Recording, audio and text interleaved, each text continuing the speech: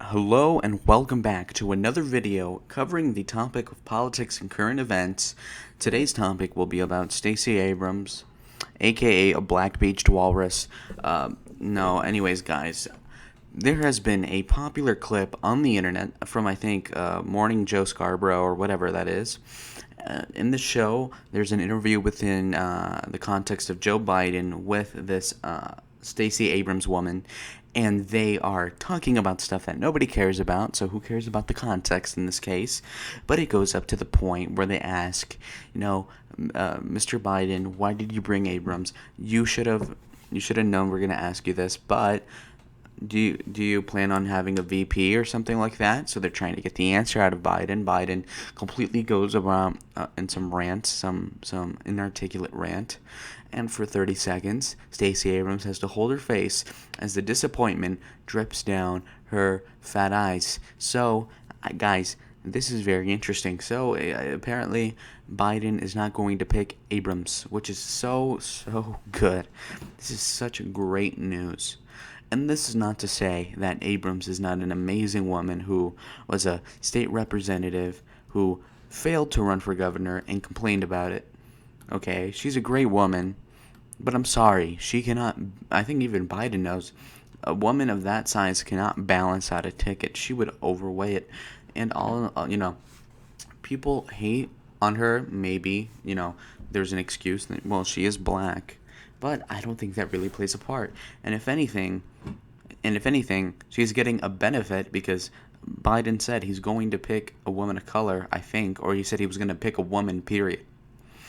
Now, this is very interesting because without the context of the virus, I think that she would have less relevance even so much as she does now. And she's at the peak of her fame almost, and yet she's still so much in the meandering phase of her career. She is in her 40s, so she is at the right age to be a vice president, but when you have severe health problems such as the ones you have, I honestly question whether or not she will outlive Joe Biden. I think she literally can't run for president any more than can Greg Abbott, who is a paralytic, who's paralyzed below the legs or waist. Anyways, without this information, you might think, well, Stacey has a good chance of becoming VP, and I always knew from the jump that that was probably not it. People accuse Biden of being a pervert and harassing and molesting women. Look, if that is true, then he would want to pick a VP that's decent looking.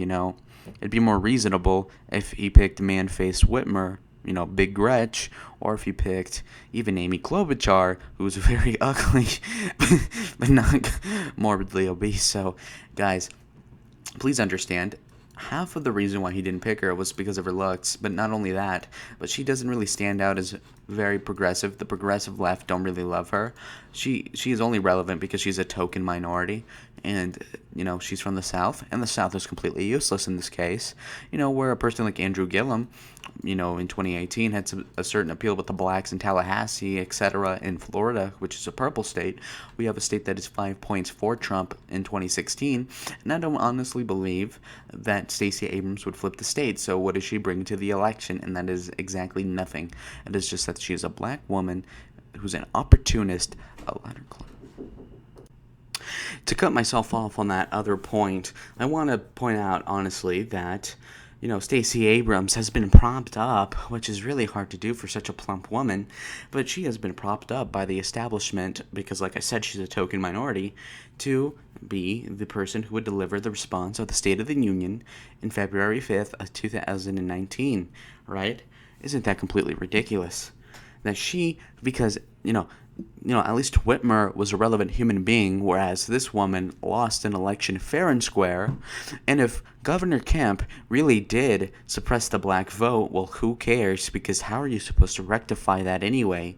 But guys, she is not an experienced person. When you go and you want a person that is experienced in government, it is because you would need them to step in after Joe Biden, because the guy is so incapable physically and mentally. So you would have to pick a person who maybe was on the arms and war chairman or something along those lines, foreign diplomacy expert, an ambassador even.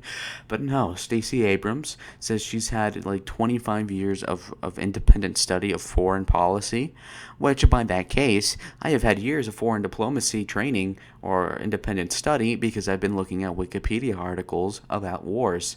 That makes me a foreign policy expert in the eyes of Stacey Abrams. So she's inflating a record because if you look at her record, she has been nothing but a loser this entire time. And by loser, I mean in the context of politics, she's completely irrelevant and nobody even knew she was really existent until 2018, where she lost anyway. Okay? So how about she goes back to her 6 children, okay, who probably need their mother.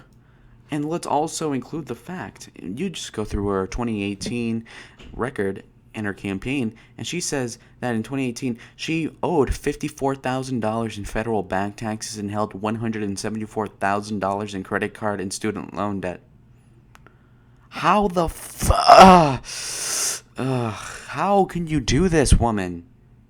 How the hell could you owe 54 grand in taxes and then increase taxes on the wealthy? You Ugh.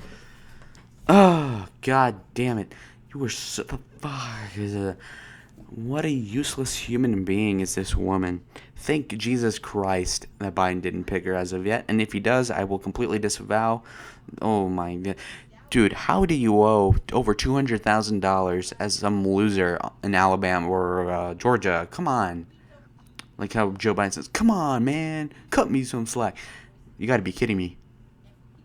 Joe Biden has a lot of problems, but he doesn't really owe money like that. And if you owe money to the government, I don't think you're qualified to become a governor of a state and then charge other people income taxes. Ha ha ha.